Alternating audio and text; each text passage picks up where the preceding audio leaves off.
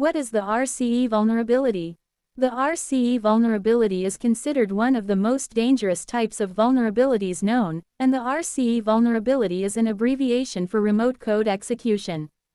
I would like to explain something to you, but before we start, I cannot translate or express the terms, and I have to say them by their real names in English, so I will try to explain as much as I can.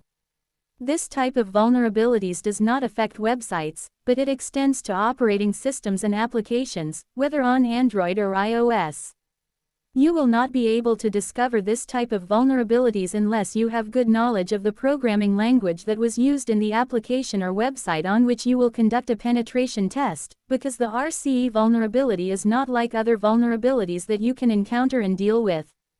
How do you mean it's not the same as any vulnerability you deal with? For example, a vulnerability like SQL, anyone can exploit this vulnerability. Even if they are beginners.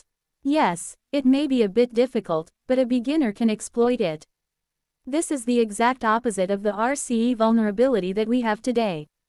The vulnerability, as we said, requires skills in certain programming languages, which are what matters to us in programming languages are dynamic languages. Small diamond. Okay. Take it easy. What are these dynamic languages, Mr.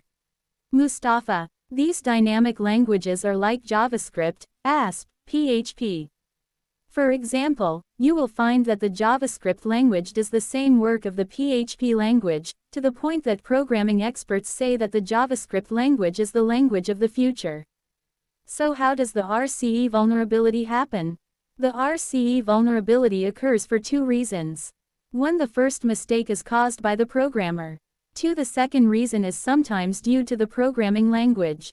Most programming languages, or specifically the dynamic programming languages that we have today, generally provide programmers with some functions that are ready and do not make the programmer need to write them. But these functions have permissions on the system or site so that they can control or give commands to the system for the purpose of automatic execution.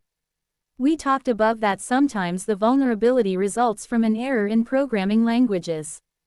The one who wrote the programming language himself is the human, and the human is not perfect and not infallible, but to discover a loophole in a programming language, this will require very high skills and a lot of experience in the field.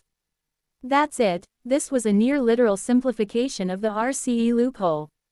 I hope that I was successful in explaining it.